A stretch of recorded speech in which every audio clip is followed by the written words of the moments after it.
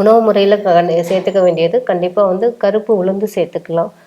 மாதுளை கண்டிப்பாக மாதுளை ஜூஸாக எடுக்கலாம், இல்லை பழமாக எடுத்துக்கலாம், அவக்கடா எடுத்துக்கலாம். ஸோ ட்ரை ஃப்ரூட்ஸ் நார்மலாகவே அவங்க சேர்த்துக்கலாம். நார்ச்சத்து நீர்ச்சத்து உணவு வந்து பிஃபோர் பீரியட்ஸ் இருக்குது அப்படி இருக்கவங்களுக்கு இந்த மாதிரி ஹீட் ஆகாத அளவுக்கு உணவு முறை எடுத்துக்கிட்டாலும் நல்லாயிருக்கும். ஸோ ட்ரை ஃப்ரூட்ஸ் வந்து அத்திப்பழம் எடுத்துக்கலாம், நிறையவே சேர்த்துக்கலாம். தினமுமே உணவு முறையில் கொண்டு வரலாம். வெந்தயம் எடுத்துக்கலாம். இந்த அவகடான்றது அதிகப்படியாக வாரத்தில் ஒரு 3 நாள் சேர்த்துக்கிட்டா கூட அந்த யூட்ரக்ஸ் வந்து கொஞ்சம் ஸ்ட்ராங்காக ஆகும். எக்கு ஓவலேஷனுக்கு கொஞ்சம் ஹெல்ப்ஃபுல்லாக இருக்கும் அவங்களுக்கு.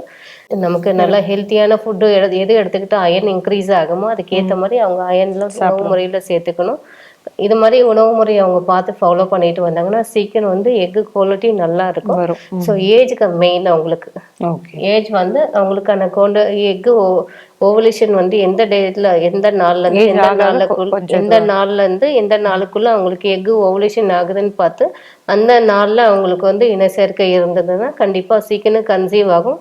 ஸோ எக்கு நல்லா இருக்கிறதுக்கு அந்த உணவு முறையில கொண்டு வந்துட்டு அவங்களுக்கு கரெக்டான கவுன்சிலிங் இருந்தா சீக்கிரம் நேச்சுரல் கன்சீவ் ஆகலாம் அவங்க.